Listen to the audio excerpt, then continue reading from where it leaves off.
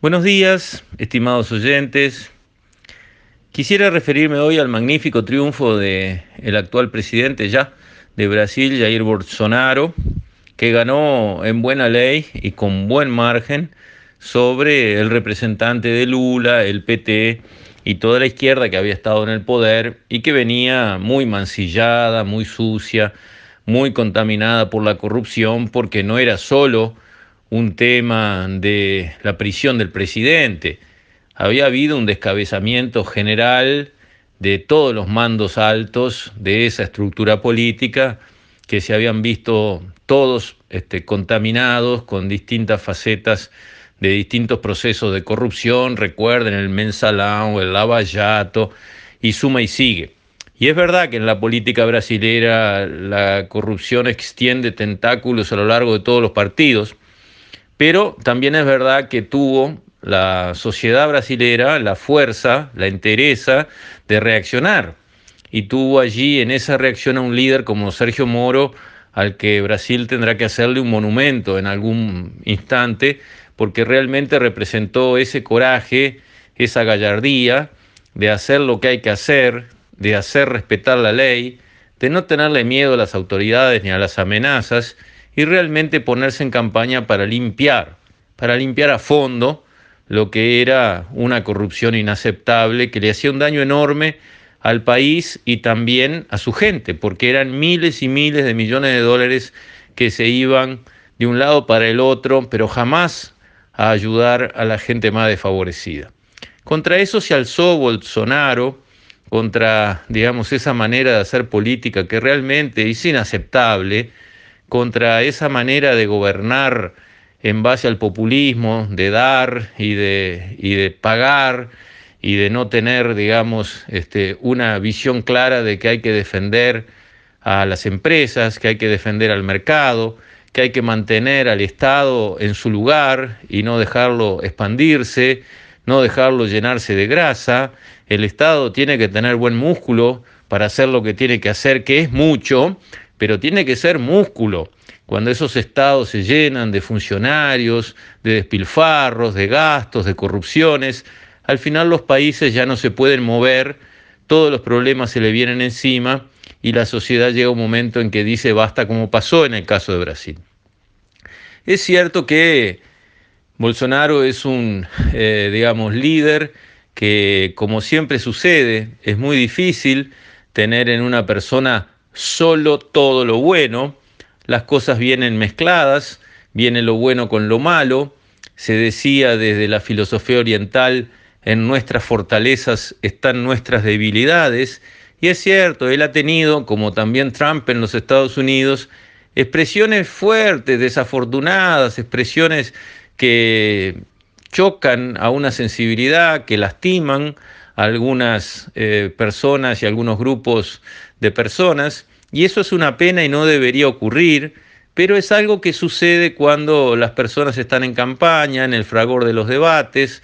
en el calor, digamos, de las contiendas electorales, y les ha sucedido a todos. Por ejemplo, Lula dijo públicamente que de la ciudad de Pelotas había una exportación de veados,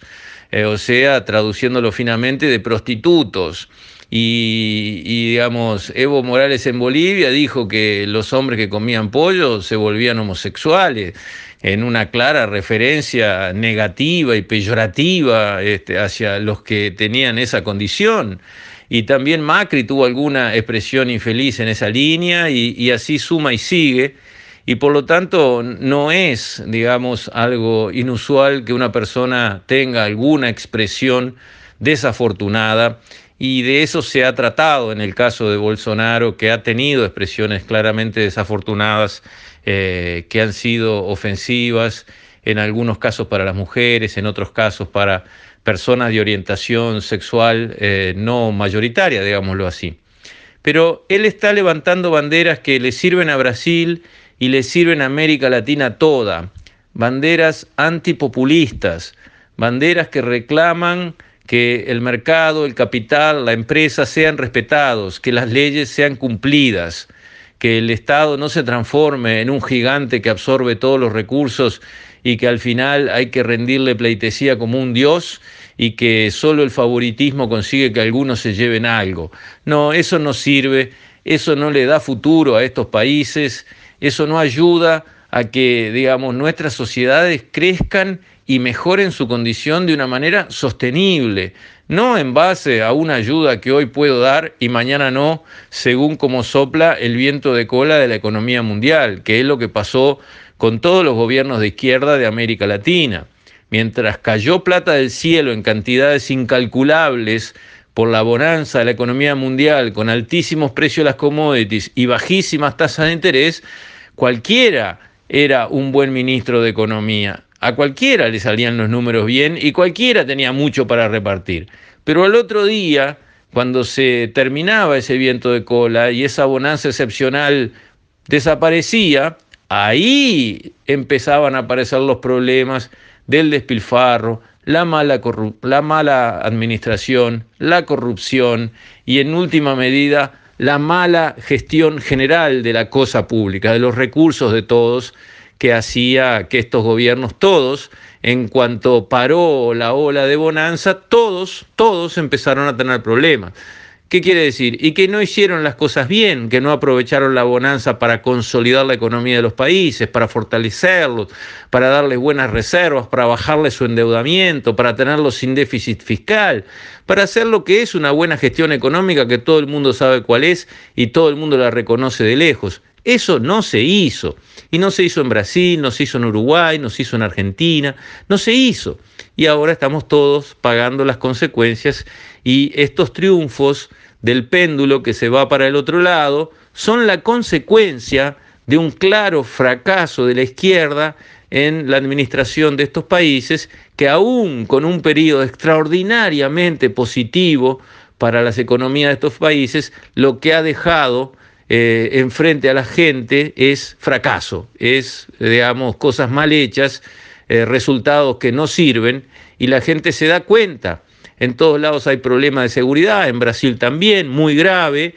y Bolsonaro, que viene de extracción militar, se va a ocupar de que la seguridad en Brasil mejore, y va a parar lo que en Brasil había sido un avance arrollador, de desarmar a la población civil, igual que lo que han querido hacer acá y lo que quieren hacer todos los gobiernos de izquierda, como que las armas en manos de la buena gente que las tiene para defender su vida, eso fuera el problema de seguridad del país, y es todo lo contrario. La gente se arma porque el gobierno no cumple con darle seguridad, y desarmar a la gente lo que hace es agravar el problema de seguridad para esas personas y no resolverlo. Pero en las cabezas de la izquierda, sacarle las armas a la gente es algo que tienen que hacer, y lo hacen una y otra vez en todos los gobiernos donde les toca actuar. Por eso Bolsonaro creo que le va a hacer bien a la región, en el sentido de que va a traer el péndulo al medio otra vez y va a poner a estos países, a su país, pero su ejemplo creo que va a servir en la región,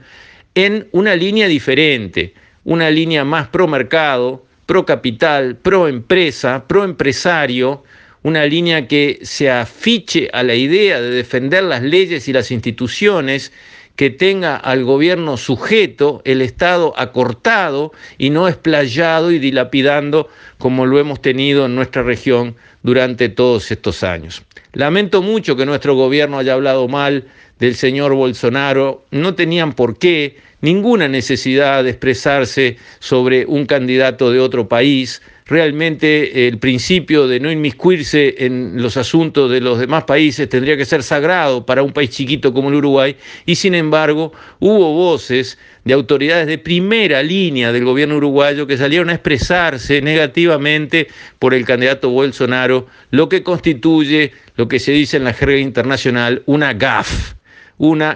imperdonable. Y Bolsonaro se los va a hacer notar, y de alguna manera nos vamos a ligar todos los uruguayos esa reprimenda merecida porque nuestras autoridades no supieron comportarse. Con esto, estimados oyentes, me despido. Hasta mañana, si Dios quiere.